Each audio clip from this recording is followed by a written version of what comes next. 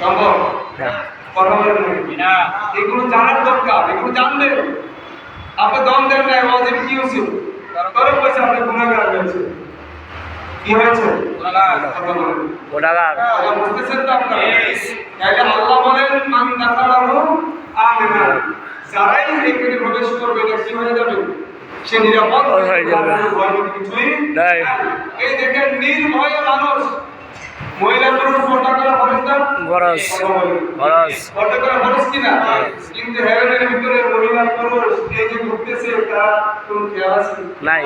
কথা বলেন, সবাই নিরাপদ, মহিলা নিরাপদ, পুরুষও কি নিরাপদ। এইভাবে যদি বাংলাদেশে পুরুষ মহিলা একসাথে ডাক্তারের ভিতরে দাওয়াত করে মহিলাদের নিরাপত্তা আছে না? কথা বলেন, এমনি করে কিন্তু মহিলাদের ব্যবস্থা বাংলাদেশ কত দর্শন কত চর্চা হচ্ছে না? সমাজের মধ্যে বিভিন্ন জায়গা কত কবিতা ভিত্তিক কত অস্থিরতা আমাদের মাঝে বিরাজ করতেছে কিনা? মানুষ এত নোংরামির মধ্যে নির্মজিত হয়ে যাচ্ছে যে একটা মানুষ ঘর থেকে বের হলে তার নিরাপত্তা নাই, আছে? কথা বলেন, এই যে আমাদের সমাজে ইদানিং দেখতেছি যে কিছু খেলার ব্যবস্থা করতেছি বিভিন্ন গ্রামে। তো কালকে আজকেও আমি সকালবেলা সোশ্যাল মিডিয়া দেখলাম যে আমরা মাদককে না বলি, খেলাকে কি বলি? বলি।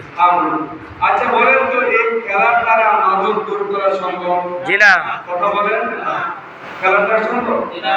এই অশ্লীলতা দূর করা কি কোনো বাচ্চাদের আদর্শ দ্বারা সম্ভব? জি না। এই দূর করতে হলে কোথায় যেতে হবে? নামাজের মাধ্যমে, আমার নবীর আদর্শ।